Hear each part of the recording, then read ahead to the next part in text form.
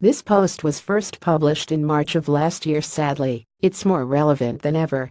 On February 29, after having lunch in Hood River, Oregon, cousin Sampson drove to a quiet neighborhood to take his dogs for a walk. He was getting out of his car, he says, when a man with brown hair approached and kicked his car door. The door smacked Sampson in the ear, knocking his head against the door frame. Then Sampson, stunned and bleeding, heard his assailant say, "Young Muslim." Sampson has been a Buddhist monk for many years, and he was wearing his customary plain brown robes. He's the founder of the Mount Adams Zen Buddhist Temple in Trout Lake, Washington, about 30 miles from Hood River, and not far from where I live in Washington state. And after his attacker ran off, he managed to stop the bleeding and drive home to the temple.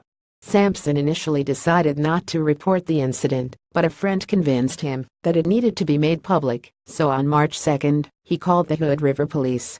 The police have not yet identified any suspects.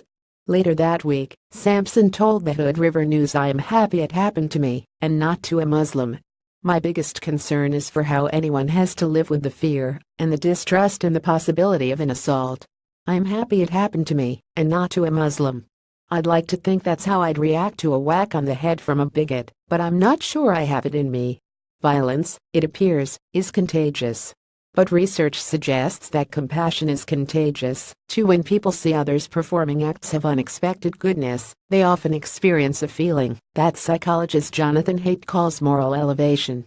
People who feel elevation, Haidt, and others have found, report an increased desire to help others and to become better people themselves.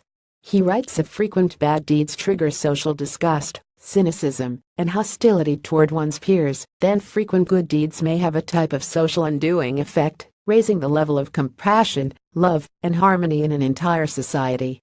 We could use an epidemic of moral elevation. In the weeks after the Paris and San Bernardino terrorist attacks late last year, hate crimes against Muslims Americans on U.S. mosques tripled. On February 26, 2 days before Sampson was attacked, Donald Trump told attendees at a campaign rally that he thought waterboarding was just fine. "If you want to go a step above, or 2 or 3 steps above, that's okay with me too," and complained that police were treating protesters at his events too gently. "You see, in the good old days, law enforcement acted a lot quicker than this," he said as a protester was escorted out. "A lot quicker.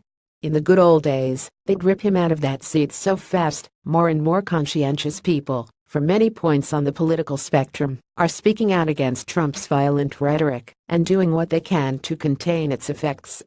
While quarantining is a necessary emergency response, these times call for a counter-infection too.